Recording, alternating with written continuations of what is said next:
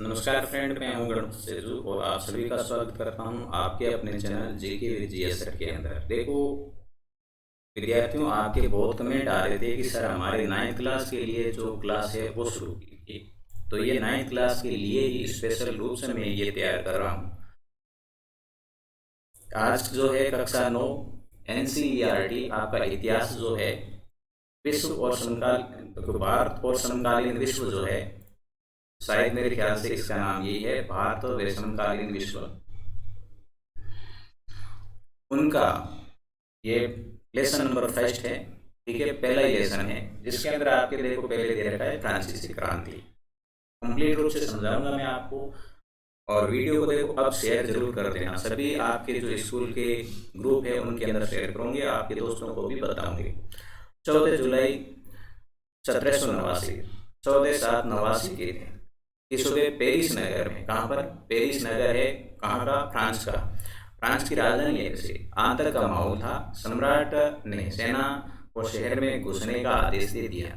अब देखो, सेना को है सम्राट ने आदेश दे दिया। अफवाह थी कि वह सेना के नागरिकों पर गोलियां चलाने का आदेश देने वाला है। देखो लोगों के अंदर यह अफवाह फैल गई, जो सम्राट है, जो राजा है, वो है लोगों पर गोलियां चलवाएगा, इसीलिए उन्होंने है सेना यहाँ पर बुला दी। 7,000 मर्दों और औरतों टाउन हॉल के सामने एकत्र हुए और उन्होंने जन सेवा सेना का गठन करने का निर्णय लिया। अब लोग भी इकट्ठे हो गए और उन्होंने भी अपनी, मतलब जो लोग हैं ना, वही क्या हो गए, एक सैनिक के रूप में तैयार हो गए। कौन? लोग ही सैनिक के रूप में तैयार होने लगे। हथियारों की खोज में बहुत से सरकारी भवनों में जबरन प्रवेश कर लिया। अब लोग थे, लोगों के पास हथियार तो थे नहीं, तो उन्होंने क्या किया, जहाँ कहीं भी उनको पता था कि जो राजा का है, जो राज्य का है, जिस देश का है, मतलब फ्रांस का, जो जहाँ पर खजाना है रखा हुआ हथियारों का, उनको लूटना ही शुरू कर दिया। अंततः सैकड़ों सैनिकों को एक समूह पेरिस नगर के पूर्वी भाग की ओर चल पड़ा और बास्तिल, अब ध्यान रखना ये इंपॉर्टेंट है आपके लिए, बास्तिल, कौन सा? बास्तिल ही इंपॉर्टेंट है। किले की जेल को तोड़ डाला। बास्तिल दुर्ग था, परंतु इनको एक जेल के अंदर कन्वर्ट कर रखा था, है ना, मतलब जेल बना रखा था इनको। उनको बास्तिल का जो दुर्ग है, बास्तिल की जो जेल है, उनको है लोगों ने तोड़ डाला। अब आपको ध्यान होना चाहिए कि लोगों ने ये बास्तिल दुर्ग है ये क्यों तोड़ दिया। तो यहाँ पर लोग ही तो, जेल के अंदर कौन थे? लोग थे। अब लोगों ने समझा कि हमारे जो भाई बहन है वो अंदर है, तो सबसे पहले इनको ही बाहर निकाला जाए। तो इसलिए इन्होंने क्या किया, इनको तोड़ दिया और जो लोग थे उनको बाहर निकाल दिया। जहां भारी मात्रा में गोला बारूद मिलने की संभावना थी। हथियारों पर कब्जे की इस सशस्त्र लड़ाई में बास्तिल का कमांडर मारा गया। जब युद्ध भी हुआ, ऐसा तो है नहीं कि जो भी लोग गए उन्होंने दरवाजे खोले और फिर खुल गया, तो वहां पर युद्ध हुआ है। उसके अंदर बास्तिल का जो कमांडर था ना, वो मारा गया। कैदी छुड़ा लिए गए। कैदी कौन थे? फ्रांस के लोग थे। यद्यपि उनकी संख्या केवल 7 थी। यहाँ ध्यान रखना, बास्तिल के अंदर जो लोग थे ना, उनकी संख्या कितनी थी? केवल और केवल 7 ही थी, परंतु उनको भी छुड़ा लिया गया। सम्राट की निरंकुश शक्तियों का प्रतीक होने के कारण बास्तिल किला लोगों की घृणा का केंद्र हो गया। अब लोग है बास्तिल से बहुत ही घृणा करने लगे, इसलिए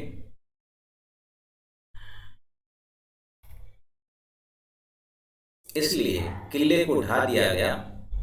चलो बढ़ते हैं आगे। और उसके अवशेष बाजार में उन लोगों को बेच दिए गए जो ध्वंस को बतौर स्मृति सजवाना चाहते थे। अब बास्तिल का दुर्ग है, उनको है लोगों ने ध्वस्त कर दिया, नष्ट कर दिया, और स्मृति चिन्ह के रूप में लोगों को दे दिया कि ये भी बास्तिल के पत्थर कंकड़ है, ले लो आप। इस घटना के बाद कई दिनों तक पेरिस तथा देश के देहाती क्षेत्रों में कई और संघर्ष हुए। अधिकांश जनता पाव रोटी की महंगी कीमतों का विरोध कर रही थी। अब पाव रोटी की महंगी कीमत, देखो रोटियों के अनाज के दाम में बढ़ा दिए राजा ने राजस्व प्राप्त करने के लिए, तो लोग भूखे मर रहे थे। इस दौर का सिंहावलोकन करते हुए इतिहासकारों ने एक लंबे घटनाक्रम की ऐसी शुरुआती कड़ियों के रूप में देखा जिनकी परिणति फ्रांस के सम्राट को फांसी दिए जाने में हुई। हालांकि उस समय अधिकांश लोगों को ऐसे नतीजों की उम्मीद नहीं थी। ऐसा क्यों और कैसे हुआ? अब देखो, ये नतीजा है, फांसी अभी तक दी नहीं है, ध्यान रखना। चलो आगे बढ़ते हैं। यहाँ पर जो आपको चित्र दिख रहा है, ये चित्र किसका है? बास्तिल दुर्ग का है। किसका है? बास्तिल दुर्ग का है। बास्तिल दुर्ग था क्या? एक जेल था। ध्यान रखना आप, एक जेल है जिनको है लोगों ने जला दिया, है ना, ध्वस्त कर दिया। अब जलाएंगे तभी ध्वस्त होगा, ऐसे कैसे हो जाएगा? बढ़ते हैं आगे। 18वीं, क्या यार आगे बढ़ जा भाई। 18वीं सदी के उत्तरार्ध में फ्रांसीसी समाज, 18वीं सदी का उत्तरार्ध मतलब 18वीं सदी का अंत का टाइम था, अंतिम दौर में। 18वीं सदी तो समझते होंगे ना, 1700 से लेकर 1799 तक है वो 18वीं सदी होगी, है ना, यही तो आपको समझना है। 1700 से लेकर 1799 तक। अब कौन सी चल रही है? 21वीं सदी चल रही है ना। अब 21वीं है तो देखो इनको एक घटाओ, मतलब 2000 से 2099 तक है 21वीं सदी चलेगी। ठीक है ना, आप देख लेना, हम तो शायद देखे ना देखें। 1774 में बुर्बो राजवंश का लुई 16वां फ्रांस की गद्दी पर बैठा। यह आपको ध्यान रखना है, 1774 में बैठा था। वंश कौन सा था उनका? तो बुर्बो राजवंश था। और राजा का क्या नाम है? लुई 16वां। क्या नाम है? देखो लुई 16वां 17वां इस प्रकार से आएगा ये। उस समय उसकी उम्र केवल 20 वर्ष थी। देखो 20 साल का था, जैसे 12वीं में छात्र पढ़ते हैं ना उनके जैसे।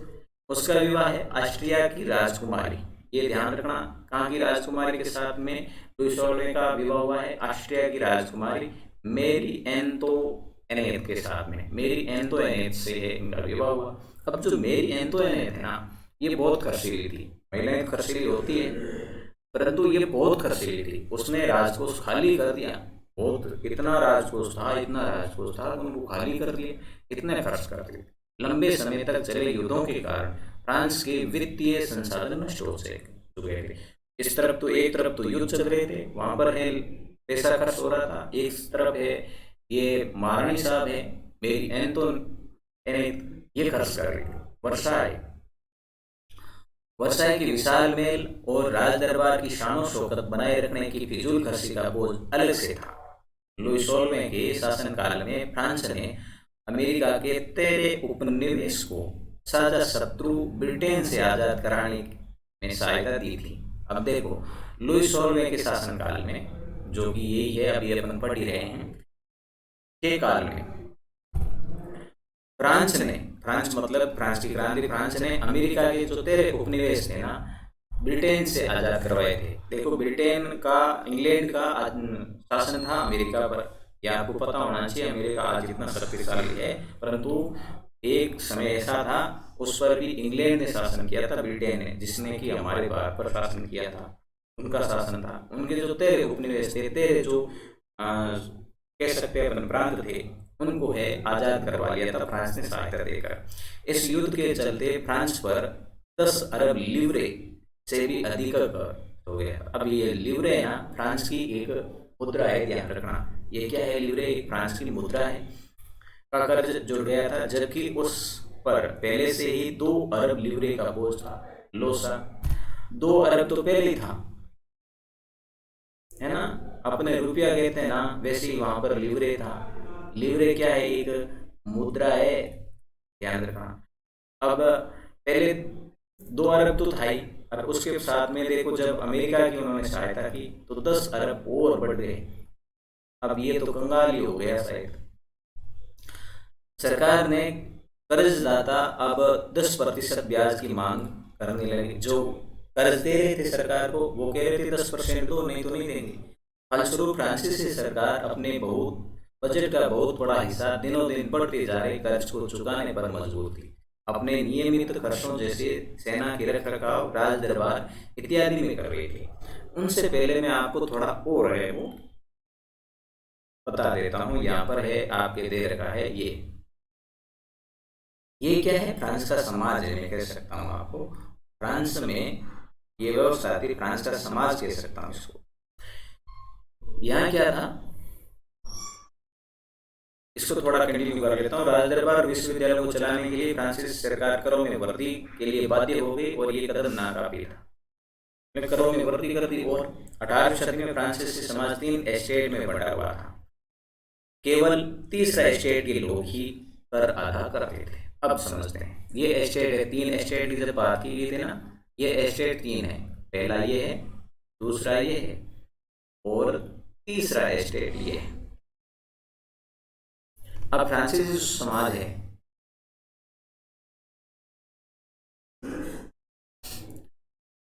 उसमें प्रथम स्टेट में कौन थे? पादरी थे। दूसरे स्टेट में कुलीन वर्ग। पादरी समझते होंगे ना, चर्च की जो अपन क्या कहते हैं, जब यहाँ पुजारी कहते हैं, वो पुजारी थे। पादरी कौन थे? पुजारी थे। कुलीन वर्ग, कुलीन कौन थे? जो व्यवसाय वर्ग थे। व्यवसाय वर्ग, व्यवसाय मतलब अमीर लोग, अमीर लोग थे, ये था कुलीन वर्ग। और तीसरा जो एस्टेट था, मतलब ये समाज इस प्रकार से विभाजित था फ्रांस के अंदर। तीसरा जो एस्टेट था उसके अंदर भी 3 भाग थे। तीसरे एस्टेट में 3 भाग थे, ये पहला, दूसरा और तीसरा भाग था। पहले तीसरे एस्टेट, ये ध्यान रखना, फ्रांस का समाज कितने एस्टेट में बटा हुआ था, मतलब कितने भागों में बटा हुआ था? 3 में था। प्रथम एस्टेट में पादरी वर्ग आता था, दूसरे एस्टेट में आपके कुलीन वर्ग आता था, तीसरे स्टेट के अंदर सारे मतलब कुलीन और पादरी के सिवाय जो भी है वो सभी आते थे। इनमें भी 3 भाग थे, बड़े व्यवसायी, व्यापारी, अदालती कर्मचारी और वकील। ये पहला था, ये मतलब ठीक ठाक था इनका, थोड़ा बहुत पैसे वाले लोग थे, ये कह सकते हैं, अपन कह सकते हैं मध्यम वर्ग के लोग। ये कौन थे? मध्यम वर्ग के लोग थे। वर्ग हो गया, वर्ग है, ठीक है ना। दूसरे थे किसान और कारीगर। अब यहाँ ध्यान रखना, ये किसान है ना, बड़े किसान थे। बड़े समझते हो ना, जमींदार टाइप के, जो कि किसान हैं, आगे है लोगों को अपना खेत देकर है खेती करवाया करते थे। ये इस प्रकार के थे किसान और कारीगर। इनकी थोड़ी बहुत इनकम ठीक थी, इनसे कम थी परंतु थोड़ी ठीक थी। उसके बाद में सबसे निम्न वर्ग था ये, ठीक है। इसमें छोटे किसान थे, भूमिहीन मजदूर थे जिनके पास भूमि नहीं थी, और नौकर। भाई पैसे देने का, राजस्व देने का काम है, ये करते थे, ये तीनों ये करते थे। अब ये तो दे दे, ये कहाँ से लाए बेचारे? अब ये कर है और बढ़ा दिए गए। तीनों एस्टेट मेरे ख्याल से आप समझ गए होंगे। अब बढ़ते हैं आगे। आज थोड़ा ही करवाऊंगा, पहला दिन है और मैंने इतना अब देखा नहीं है। देखना तो क्या था, कुछ देखना तो नहीं है, फिर भी टाइम नहीं है, दूसरे और वीडियो अपलोड किए हैं मैंने। तो वर्गों में विभाजित फ्रांसीसी समाज मध्यकालीन सामंती व्यवस्था का अंग था। प्राचीन राजतंत्र पद का प्रयोग सामान्य थे 1789 से पहले के फ्रांसीसी समाज और संस्थाओं के लिए होता था। प्राचीन राजतंत्र मतलब 1789 से पहले के जो समाज था उनके। चित्र 2 में आपने अभी देखा है वर्ग व्यवस्था, जो मैंने अभी ढंग से आपको समझा दी है। पूरी आबादी में लगभग 90% किसान थे। अब किसान कितने थे? 90% थे भाई। अब सारा कर्जा देते कौन थे? कर्जा नहीं, राजस्व कौन देते थे? राजस्व को कहें तो टैक्स है, वो कौन देते थे? किसान ही तो देते थे बेचारे। अब ये कहाँ से आए? लेकिन जमीन के मालिक किसानों की संख्या बहुत कम थी। अब मैंने कहा था ना, किसान 2 वर्ग के हैं। एक तो किसान जो बड़े किसान जो जमीन के मालिक थे, लगभग 60% जमीन पर कुलीन, चर्च और तीसरे स्टेट के अमीरों का अधिकार था। मतलब ये है, आगे है लोगों को रखते, ये भी तो देते नहीं थे, मतलब उनको टैक्स नहीं देना था। छोटे किसानों को देना पड़ता था। प्रथम 2 स्टेट कुलीन वर्ग एवं पादरी वर्ग के लोगों को कुछ विशेष अधिकार जन्मना प्राप्त थे, मतलब जन्म से ऐसे विशेष अधिकार थे। इनमें से कुलीन वर्ग को, इनमें से सबसे महत्वपूर्ण विशेषाधिकार था राज्य को दिए जाने वाले करों में छूट, मतलब इनको करों में छूट थी। कुलीन वर्ग को अन्य सामंती विशेषाधिकार भी हासिल थे। वे किसानों से सामंती कर वसूलते थे। किसान अपने स्वामी की सेवा, स्वामी के घर खेतों में काम करना, सैन्य सेवाएं देना, सड़कों के निर्माण में सहयोग आदि करने के लिए पाते थे। किसान तो बेचारे इनके आगे ही सेवा करते थे। अब देखो, ये जो पढ़ाने का तरीका है ये किस प्रकार का है, ये मुझे बता देना, ताकि मैं आगे इसी तरीके से पढ़ाऊंगा। यदि दूसरा तरीके से पढ़ाना है आपको तो दूसरा तरीका ही अपन ले आएंगे, आप टेंशन मत लेना। चर्च भी किसानों से करों का हिस्सा, एक हिस्सा टाइद, जो कि धार्मिक कर था। ये इंपॉर्टेंट है, ध्यान रखना। मोस्ट टाइद क्या है, मतलब वन लाइन के रूप में आपका आंसर क्वेश्चन आ सकता है, वसूलता था। ऊपर से तीसरा, स्टेट के तमाम लोगों को सरकार तो कर चुकाना ही होता था। इन करों में टाइल, टाइल अलग है, टाइल धार्मिक कर है, टाइल क्या है, प्रत्यक्ष कर है, सीधा कर है सरकार को देना, और अनेक अप्रत्यक्ष कर शामिल थे।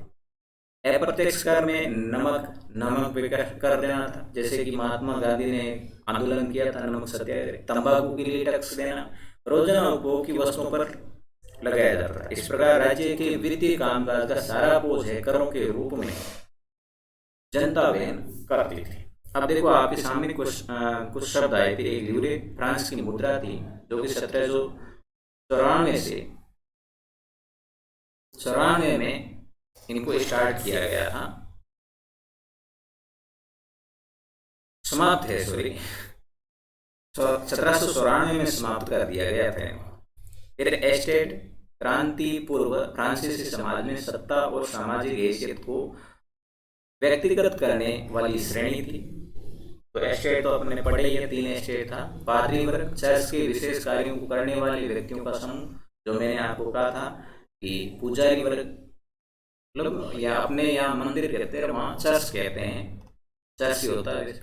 टाइद तो चर्च द्वारा वसूल किया जाने वाला कर। अब ऐसा आ सकता है, टाइद है, कौन वसूल करता था, तो चर्च करता था, क्योंकि ये धार्मिक कर था।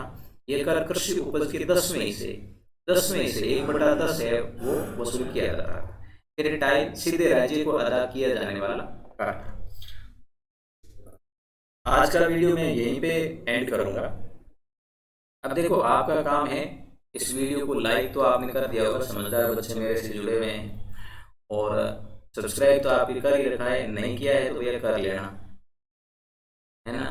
मैं सारे है आपके लिए अब शुरू किया है। आपका रेस्पॉन्स, मतलब इस पे ज़्यादा व्यूज आए तो मैं आपके लिए डेली है क्लास लेके आऊँगा। पर डे एक ले आ पाऊँगा, क्योंकि मेरे पास टाइम कम है।